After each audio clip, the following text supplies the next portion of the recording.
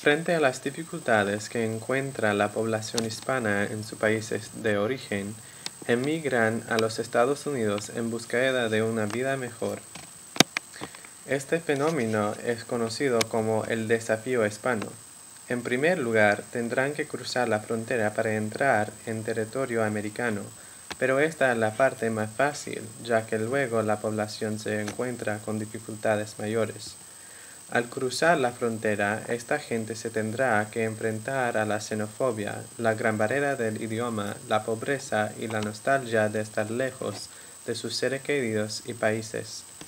Es común que muchos inmigrantes sientan como no tienen ningún lugar al que acudir, pero hay una luz en la ciudad de Richmond que arde como una lámpara de esperanza para aquellos que no tienen a nadie más.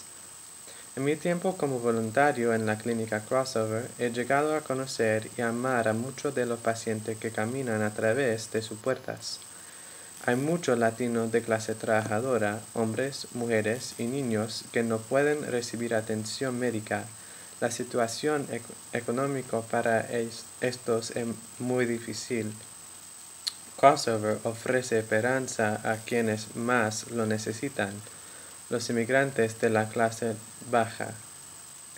En cada visita a la clínica durante este semestre pude ver los conceptos aprendidos en clase puestos en práctica. Ya no tenía necesidad de imaginar las luchas que enfrenta la trabajadora mexicana o la madre guatemalteca que tiene 3 trabajos para alimentar a su hijo, ya que ellos se encontraban frente de mis ojos. Mi habilidad de hablar español me ofreció la oportunidad de hacer algo que los doctores de Crossover, con toda su educación, nunca podrían haber hecho. Tuve la capacidad de hablar con los pacientes y conocer sus historias. Fui capaz de garantizar que todo tipo de pacientes recibieran la ayuda que necesitaban, desde la madre que se encontraba desesperada hasta el joven con todas las esperanzas. Recuerdo un miércoles en que tuve que sacar la sangre a una persona mayor para los laboratorios. Mientras que me estaba preparando, comenzamos a conversar. Estábamos platicando sobre su familia y él mencionó que era de Costa Rica. Le mencioné que yo nunca antes había conocido a un costarriqueño y se rió un poco. Detrás de su risa yo podía sentir que había una razón especial por la que no había conocido a un de sus compatriotas antes. Le pregunté cuál era la razón por la cual más integrantes de su familia no habían conseguido venir a los Estados Unidos. Luego de esta aparente simple pregunta, el hombre comenzó a llorar. Nunca había visto a un hombre crecido tan cerca de las lágrimas después de sola una pregunta. Me sentí mal y me disculpé, pero él me dijo, no es la culpa tuya. Hizo una pausa un momento y comenzó a describir cómo había llegado a los Estados Unidos. Él me dijo que había intentado muchas veces hacer arreglo para conseguir una entrada en los Estados Unidos con un coyote que había estado lleno de su pueblo, pero ya no podía darse el lujo de pagar los precios que estaban pidiendo los coyotes para transportar a su familia de forma segura a los Estados Unidos. Finalmente decidió que su familia tenía que venir sin la ayuda de los coyotes. Viajaron en tren y autobús hasta llegar a la frontera de México. Cuando cruzaron la frontera de México, tuvieron que viajar a pie durante un buen rato. Mientras que estaban en México, su hijo se enfermó.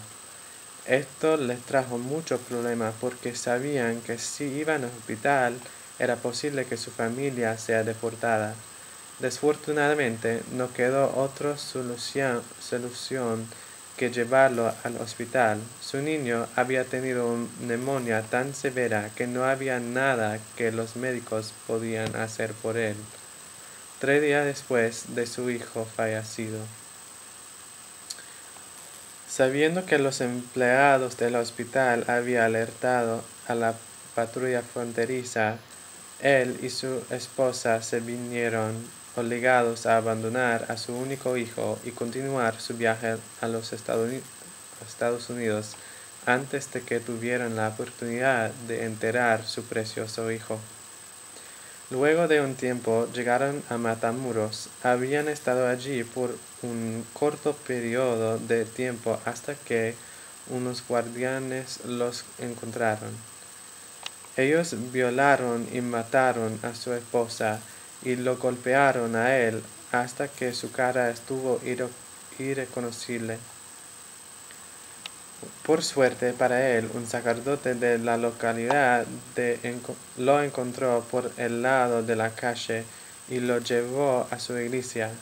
Durante su tiempo en la iglesia pudo recomponerse. El sacerdote arregló para que un doctor fuera a atenderlo. Después de algún tiempo se puso mejor y la única evidencia de su pelea con la pandilla era un pequeño cicatriz en el hombro debido a una patada que había recibido de su atacante. Después de haber perdido a su familia, finalmente después de 14 meses logró atravesar la frontera dejando atrás su ciudad natal. Mientras que estaba sentado allí, escuchando, recordé las historias que habíamos leído en clase sobre dónde y por qué existe la xenofobia. Pero esta historia del hombre no era nada como flores de otro mundo. No hubo baile, ni ninguna vibración, ni ningunas floras del Caribe en su historia. Pero no era una belleza enteramente suya en el pequeño descarro que le corría por la verificación. Cuando terminó su historia, la única cosa que pude decir fue lo siento por su pérdida. Él se detuvo y me dijo, no, lo sienta, ya está haciendo el camino que necesitamos en este mundo. Puede contar mi historia cuando se hable de cómo son los latinos. Puede decir que luchamos para convertirnos en americanos. Por el momento hemos llegado hasta aquí, ya hemos luchado por su país. No lo sientas, solo sigue cantando nuestras historias.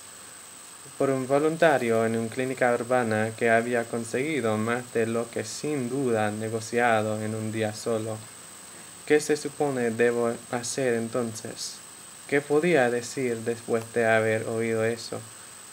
Que puedo recontar su historia.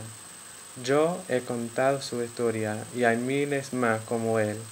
Trabajo en Crossover y mi participación en la clase de español en la comunidad me han ofrecido más de lo que sentarme en un escritorio jamás podría. Como voluntario en Crossover se me ha dado la oportunidad increíble de crecer y aprender quiénes son los pacientes y como orador español. ¿Puedo escribir como un profesor de español? No creo que estoy listo para escribir una novela todavía, pero he podido aprender algo mucho más valioso.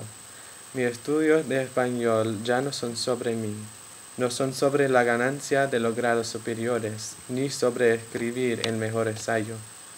Mis estudios de español no se tratan de contar mi historia, sino de contar las historias de aquellos que no pueden hacer por ellos mismos.